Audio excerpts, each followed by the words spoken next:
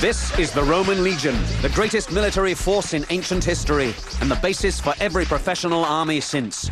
But just how did the citizens of a small Italian town come to conquer the world?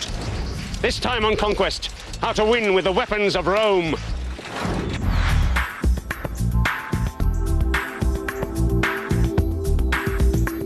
Team, this is going to be tough. We're going to put you in Roman armor, give you Roman equipment, and train you to fight with the weapons and tactics of the legionary. But it's not just about combat. It's about getting into the mindset of the Roman soldier. His absolute confidence in victory, his refusal to accept defeat. We're going to make you invincible. And then, for your final challenge, we're going to send you into battle against the barbarians. Welcome to the Roman army. In the early days of Rome, army service was compulsory for every Roman citizen who held property. It was reasoned that these men would fight to defend their property and also fight to gain more of it. The Roman state expanded because its army was incredibly aggressive and disciplined. Each nation they defeated would be offered a chance to join the expanding empire. The Romans were hard to refuse. The alternative was annihilation. Enemy states became allies, and their soldiers became auxiliaries in the Roman army.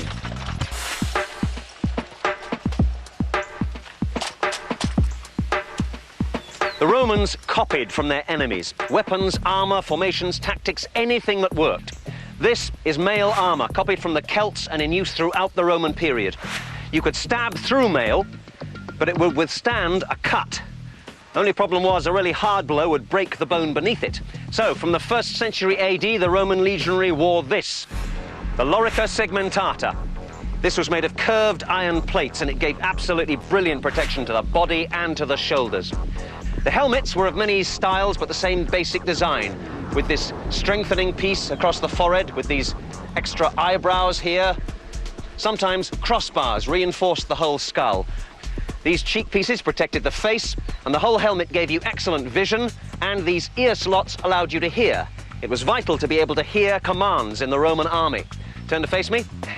There's also this very large neck guard. If I cut down at your head, your natural instinct is to turn away and hunch up. And as you do that, that neck guard comes down, slides over the shoulder to protect your neck and shoulders. The Roman legionary was a valuable investment. You were worth protecting. Team, get into your armor. Around 100 BC, the Roman general Marius reorganized the legion. First, he opened it to all Roman citizens, whether they held property or not. They would be a permanent standing army of paid soldiers. Many new recruits couldn't afford their own armor and weapons, and these had to be supplied by the state. So for the first time, military equipment became standardized. Weapons. First, the shield, the scutum. This was made like plywood, strips of wood glued together, made into shape, covered with linen and leather, with a boss and edging of bronze or iron. Now this was shaped to curve around the body. It's over ½ an inch thick, and until you get used to it, it's heavy. Next, the pilum. This is the javelin, the Roman throwing spear. You'll have 2 of these, one light and one heavy. Around your waist, you're wearing a cingulum. Here, around the parts that you might wish to use after the battle. Also on the belt is this, the Roman pugio, a stabbing dagger. This will punch its way through just about anything. On a baldric from the shoulder hangs your sword. Now this is on the right hip, so that you can draw it without it getting caught up in your shield. This is the Gladius Hispaniensis. It's a sword copied from the Celts of Spain. This was the sword which won an empire. Legionaries, take up your helmets, your shields, and your javelins. There is a problem with every well-equipped army. It's followed by a baggage train, which moves very slowly and needs lots of protection. The Roman general Marius reduced it in size. Now each squad of 8 men was allowed 1 mule to carry a tent, millstones, and extra supplies. Everything else was to be carried by the legionary. Are you ready to go? Yeah! No, you're not. Every legionary needs one of these. A pole with a crosspiece. On this you will have a cloak, a bedroll, mess tins, water bottle, between 3 and 15 days of supplies, and any personal kit, such as a writing tablet and toilet paper. In addition, each of you will carry at least one of the following: a wicker basket, a bucket, a chain, an adze, a hatchet, and stakes. Also, a shovel, an entrenching tool, a turf cutter, and this, a delabra, the Roman pickaxe, because the Roman soldier was also a builder. The average Roman soldier was short, strong, and extremely fit. They had to be. Every night on campaign, the Legion would spend up to 2 hours building a fortified camp, digging a ditch and a parapet, and putting their stakes on top of it to form a palisade. They slept well and safely, and the next day, if things went badly, they had a camp ready to come back to. The soldiers worked in full armor, while others protected them. If they were attacked, they were ready to defend themselves immediately. The Legion had to be able to march 24 miles in 5 hours, and believe me, that is fast. So in your first hour, you lot should easily be able to cover 50 lengths of this field, which is just under 5 miles. We gotta march? No way. When do we get to use the weapons? This soldier has just disobeyed an order. The Roman army is held together by discipline. So you lot will all march with full weapons, but you will march with full kit.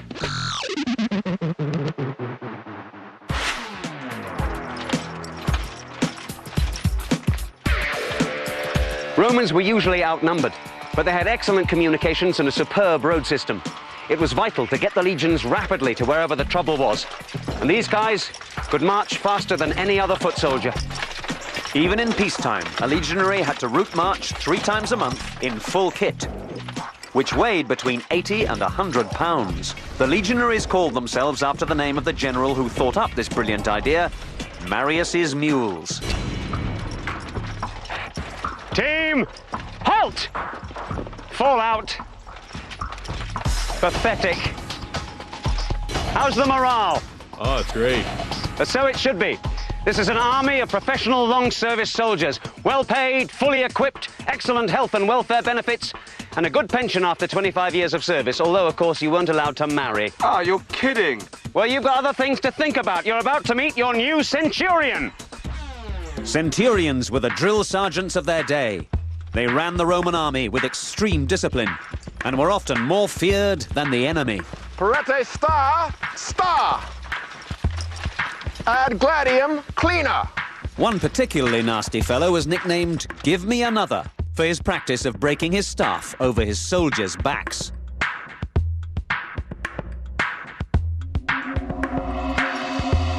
Gentlemen, this is the 6th Legion Victrix, and here is Dave Michaels, also known as Flavius Crispus, your new centurion. Flavius, these men are tired and they are hungry, so perhaps just an hour of drill before lunch? With this sorry-looking lot, at least an hour. Parate mue! Mue! See it? The Legion was made up of about 4,800 fighting men, plus about 1,000 support staff. It was divided into 10 cohorts. The first cohort was extra large, while the other 9 were each made up of 6 centuries. The century was the basic tactical unit and contained about 80 men under a centurion. Each unit broke down further into teams of 8 men who shared a tent. Discipline in the Roman army was swift and brutal. Any regiment that showed cowardice in battle faced decimation.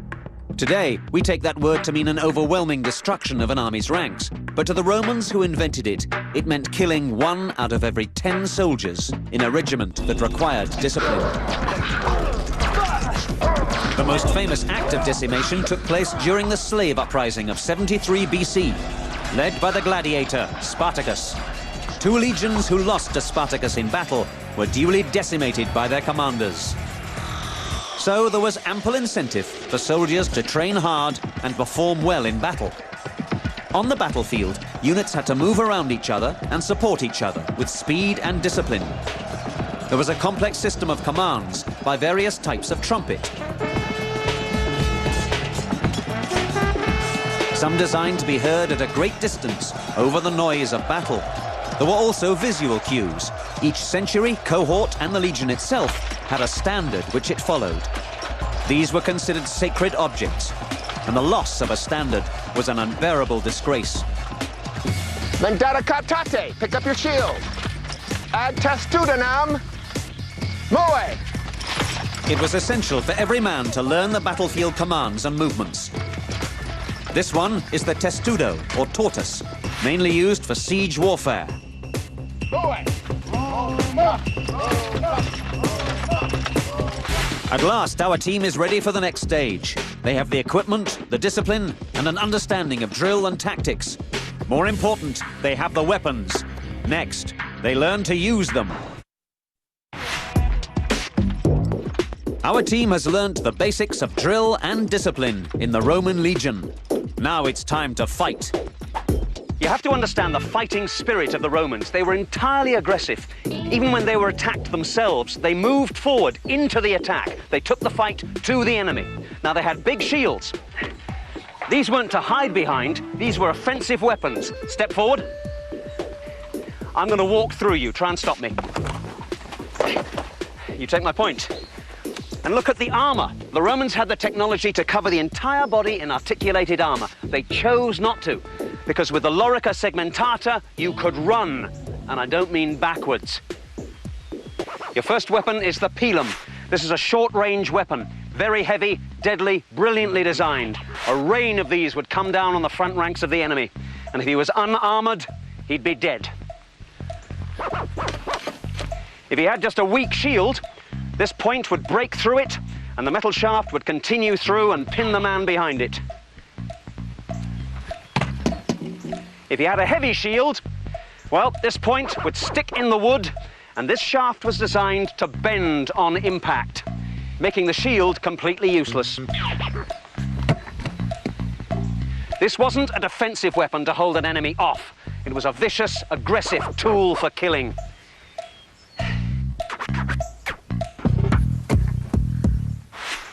The pilum was just to soften them up. The Roman legion was a machine with 5,000 blades, and the gladius was the blade. It's unusual to be able to hold a weapon in your hand and know that this changed the world. And it's so simple. Why this weapon when the Romans had so many other choices? I'll show you. With a long sword, you need lots of room to be able to wield it effectively, which is hopeless for formation fighting.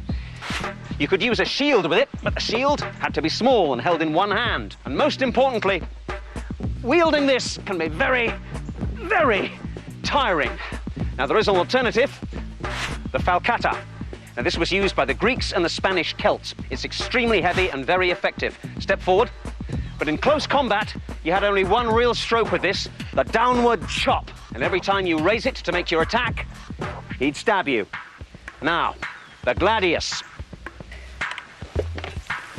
Step forward.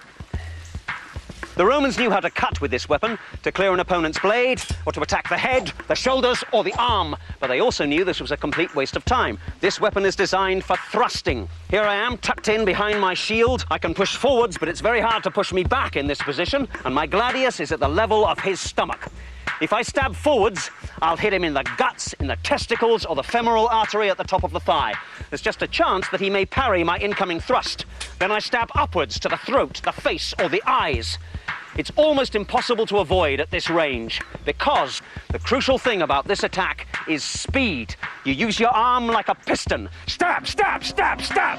It's completely simple, absolutely brutal, and you will practice it repeatedly.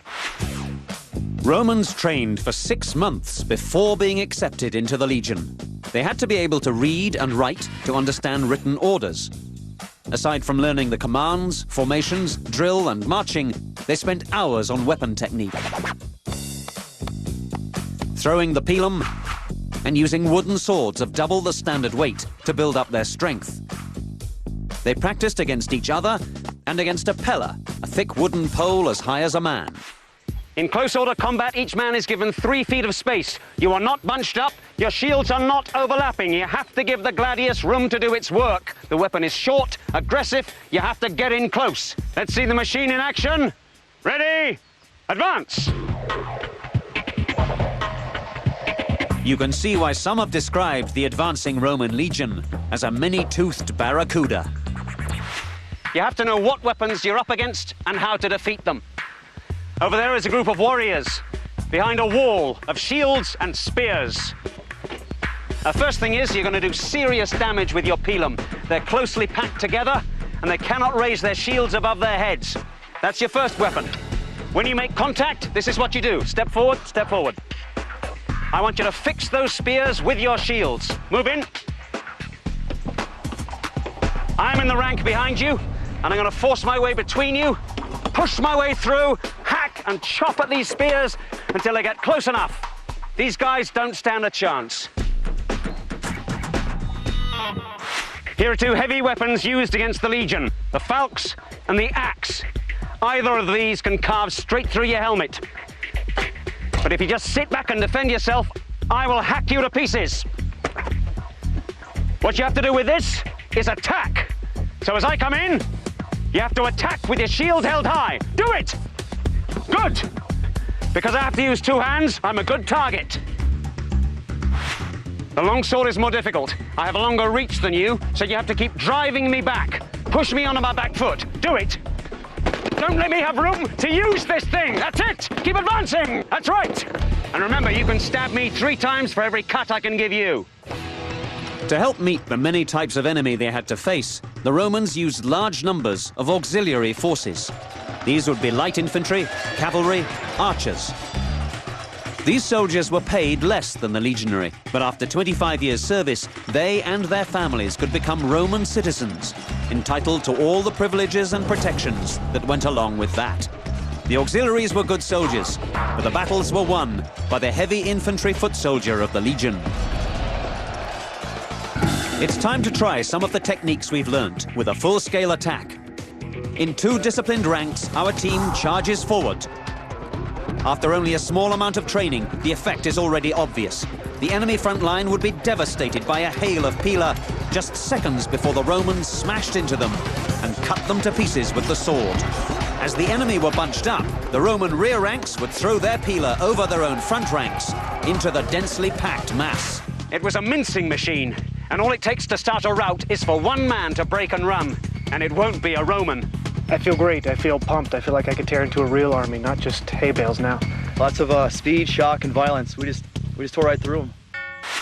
But what would it be like against a real enemy?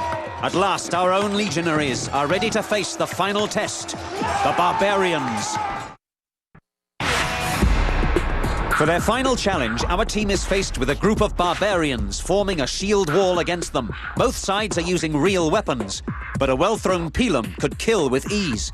So we have substituted bales of hay for our frontline barbarians. Gentlemen, your hour has come. There is your enemy. You will charge the hay bales, throw your pila. You will then go through the hay bales and make contact with the barbarian force beyond. Are you ready? Attack! The team throw their pila with devastating accuracy. They cut through the hay bales and reform to face the enemy. The barbarians charge towards them. The shields smash together. And our team starts pushing, jabbing, and thrusting.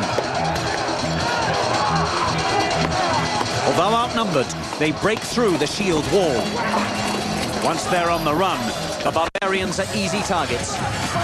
Our team has the discipline not to chase too far and to maintain formation. Bodies litter the ground, including some of ours. Well, you took a few casualties. Do you think you did well? Yeah! Not well enough! There's another barbarian force at the top of the hill, including archers. Marching orders! Fast, come on! The barbarian archers are guarding a fortification. To succeed, our team must breach the wall and eliminate the enemy force. Our team marches to meet the barbarians, who let fly with a volley of arrows. The team forms a testudo under a hail of arrows and marches slowly forward.